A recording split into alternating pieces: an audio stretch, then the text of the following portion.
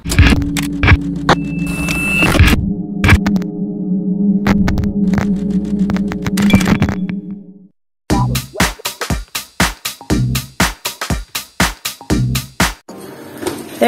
xin chào tất cả các bạn đã quay trở lại với kênh của Bán Hàng Lazada. Hôm nay thì mình có một kiện hàng ở trên Shopee, nhưng mà cái kiện hàng này thì nó có một chút trục trặc và mình sẽ chia sẻ trong video ngày hôm nay nhé.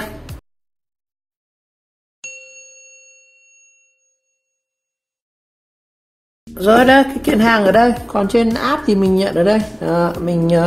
Tình trạng của đơn hàng vẫn đang giao này.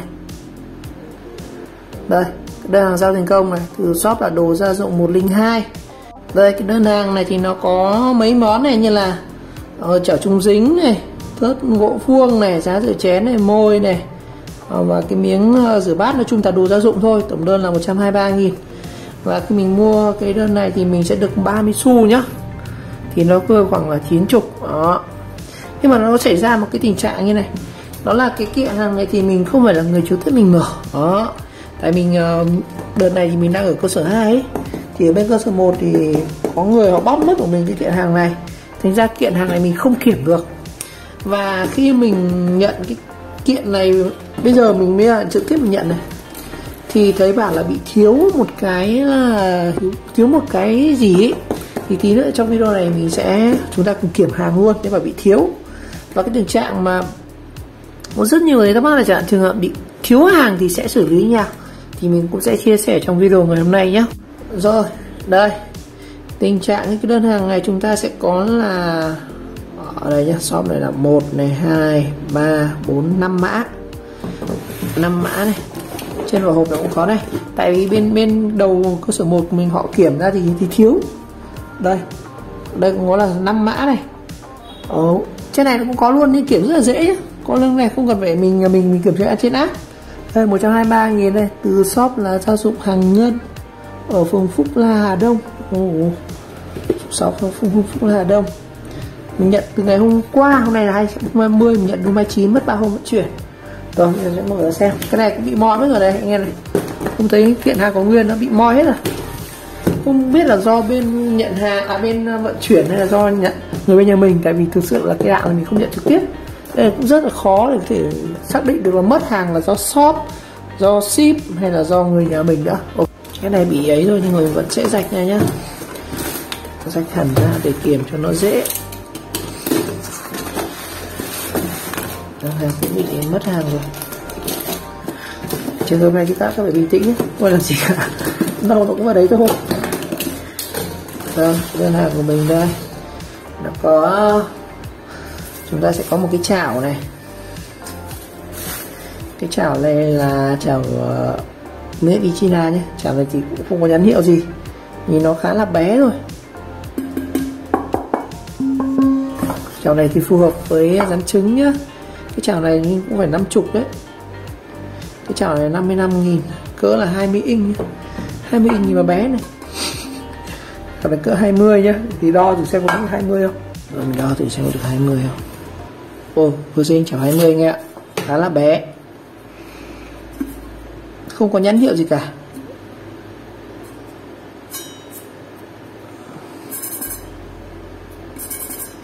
Cái chảo này muốn dùng thì phải luộc lên nha anh em, chứ không dùng được ngay đâu, nó bong mất sơn các kiểu. Rồi tiếp theo là mình sẽ có cái chảo đấy là bao nhiêu tiền nhỉ? 55.000. Rồi tiếp theo là cái miếng này là cái miếng rửa bát. Miếng này chắc rẻ rồi. Miếng này 3.500 miếng này. Ok. Rồi mấy cái đỏ này là mấy cái lưới để rửa bát nhá. Cái này thì các bạn nào làm bếp nhiều chắc sẽ phải dùng nhiều này. Cái này là khoảng 3.000 một cái này. Đây cái rẻ rửa bát. Hai cái 6.000, rẻ. Rồi và cuối là chúng ta sẽ có một cái thớt. Thớt này thì là thớt gỗ Thanh Điền. Cái thớt này như là 40 mấy nghìn ấy. Thớt này là 43.000. Đó. Rồi như vậy là thì thiếu mất là cái chảo có này, thớt có này, cái rẻ rửa bát là hai cái có này, môi không có này, những này là có này. Vậy là chúng ta mất một cái môi Rồi, trường hợp mà mất hàng khi mà anh em kiểm như này thì chúng ta sẽ phải xử lý nào? Như thông thường khi mình làm các video review thì mình đều quay lại hết, mình đều có bằng chứng thì chúng ta nhận mở như nào, thì mình sẽ có một cái căn cứ để có thể là giải quyết các cái trường hợp mà khiếu nại. Nhưng mà bình thường giải quyết này thì người đầu tiên chúng ta hỏi thì sẽ là bên shop đó. Và cái trường hợp này thì mình có hỏi bên shop thì shop họ bảo là họ check lại thì là do bên shop họ thiếu đó. Bên shop họ bảo là do bên họ thiếu luôn đó, nên trường hợp này rất dễ xử lý. Còn trường hợp mà shop họ bảo là, thông thường mình thấy thì mình gặp rất nhiều trường hợp rồi, thì đa số là shop họ đều bảo là bên họ thiếu thì đúng hơn, chứ khi họ đổ ra vận chuyển lắm. Tại vì vận chuyển họ thì thường là shop họ đóng gói kín này thì vận chuyển họ chuyển đi thôi. Tại vì cái đơn hàng nó lặt vặt một mấy cái đồ gia dụng này thì mình nghĩ rằng cũng chẳng ông shop ông ship là ông đi móc những cái này ra làm gì cả. Hoặc là trừ những cái trường hợp bị rơi nhá. Cái trường hợp này mình tính đến một cái trường hợp bị rơi như này, đây cái kiện hàng như này, anh em để ý này, đây đóng như này thì chẳng hạn nếu mà shop họ đóng kiểu như chỗ này họ quên nó bị hở cái này chẳng hạn, thì lúc mà nó lật ra thì mình nghĩ chẳng ai móc cái hàng đâu. Đây nếu mà như kiện này mình không rõ cái kiện này đóng trực tiếp là nó như nào, bị rạch ra do người nhà mình bóc hay là do ship nữa, thành ra rất khó.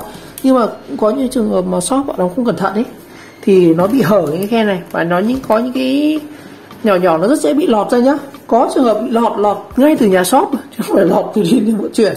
Đây là cũng có thể là do shop này, do vận chuyển này.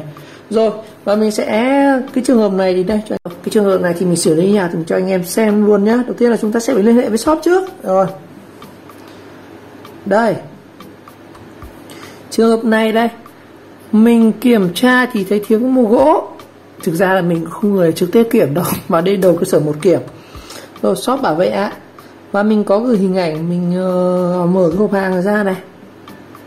Đây, mở hộp hàng ra. Nhà em đóng thiếu rồi ạ. Chắc nhà em, cái này thì họ cũng không biết là bên nhà họ, nhưng mà shop này họ bảo là đấy. Thì shop có đề nghị là gửi lại tiền ở cái thiếu mất cái môi đúng không? Thì cái môi này thì nó, đây anh em xem là cái môi này nó cũng 10k đấy.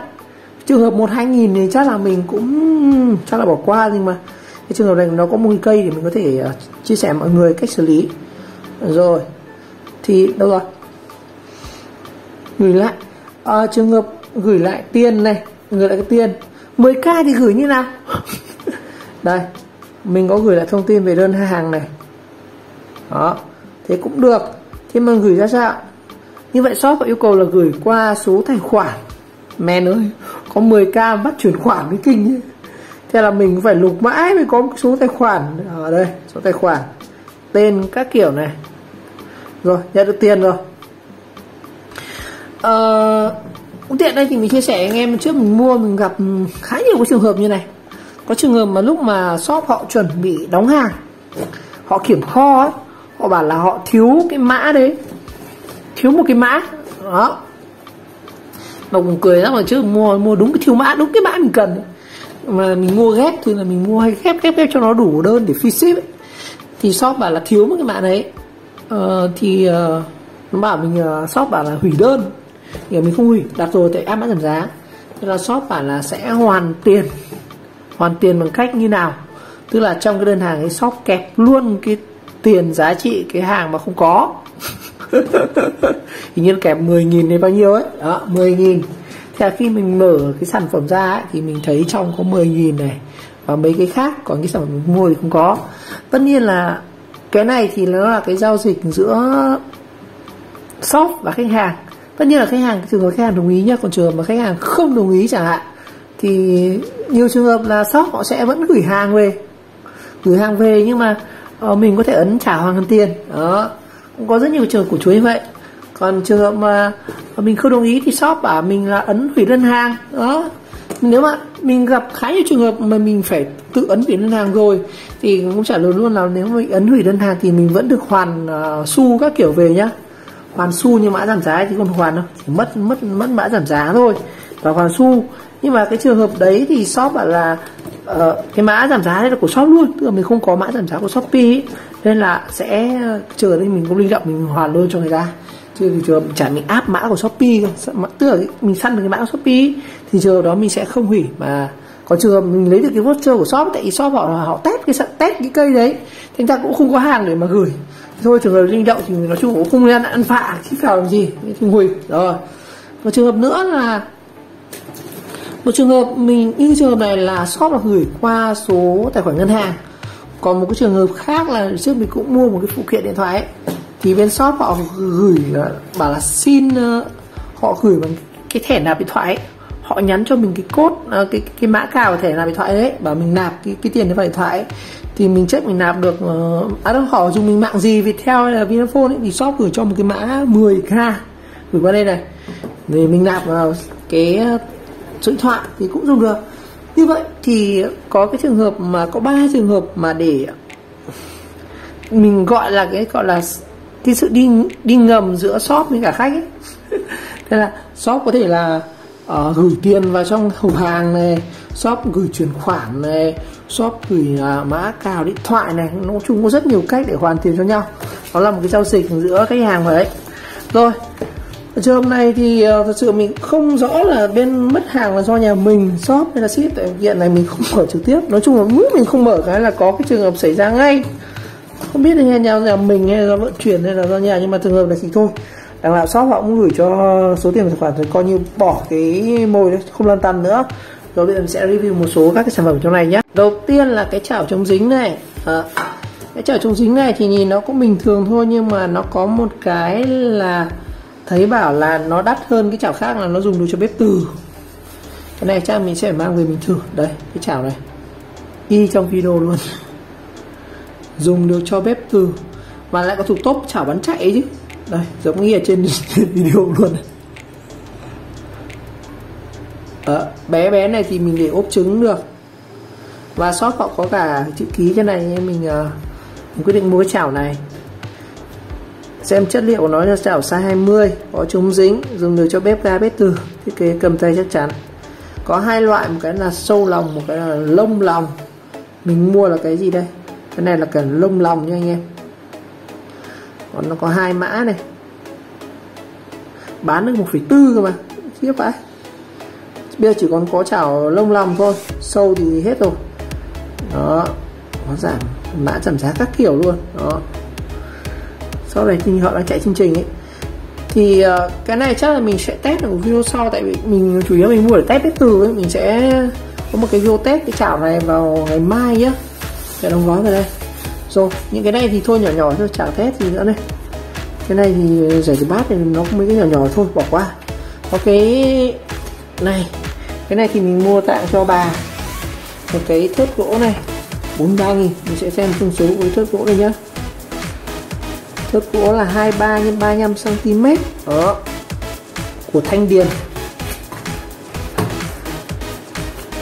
Thớt rất to luôn nhỉ. Đây, 35 23 luôn, chuẩn xác cỡ luôn. Rất to vãi đạn nữa. Có 43.000 thớt gỗ này thôi. Đó, thông xem nó là chất liệu chất gì nhá. Đây, thớt này là thớt gì đây? Thớt này là hình chữ nhật này. Thớt bằng gỗ siêu bền, kích thước vừa phải, thuận tiện cho cắt rau thịt cá. Về hàng mẫu, thớt vuông dài, gỗ 100% tự nhiên, không răm không mối mọt, đảm bảo vệ sinh, 23 x 35. Giá thì có 43.000 thôi, cũng rẻ, 43.000. Cái thớt ở siêu thị nó phải bán 60 đấy, 43.000. Đây, có ở cơ sở Thanh Điền, An Thạnh, Bình Dương này. Đó, đặc biệt không lên dẫm, vệ sinh an toàn thực phẩm. Đó, ok. Chiều dài 23, vô thời hạn luôn, thớt to váy đạn. Nhưng mà cái thớt này chỉ thái chứ không phải thớt chặt nhá.